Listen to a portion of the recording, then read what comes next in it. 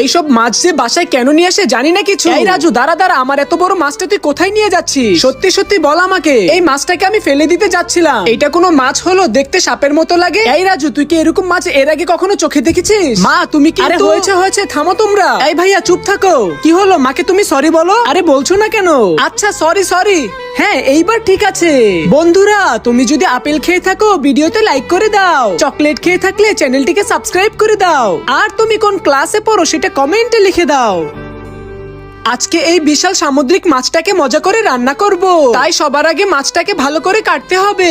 সামান্য রসুন তেলে একটু ভেজে নিতে হবে, তারপরে আদাগুলোও ভেজে নিতে হবে। এরপরে এই সামুদ্রিক মাছটাকে তেলে কিছুক্ষণ ভেজে নিতে হবে। এরপরে মাছের উপরে বিভিন্ন ধরনের মশলা ঢেলে দিতে হবে। তারপরে কিছুক্ষণ আগুনে এই মাছটাকে রান্না করলে রেসিপিটা একদম তৈরি হয়ে যাবে। কইরে তোরা, চালো চলো এইদিকে আয়, রান্না করা শেষ, দেখ খেয়ে কেমন হয়েছে। আরে মা, তুমি আগে খেয়ে দেখো কেমন হয়েছে। না রে বাবা, তুই আগে খা, তুই খেলে আমার খাওয়া হয়ে যাবে। আচ্ছা চলো আমরা তিনজন তাহলে একসাথে খাই।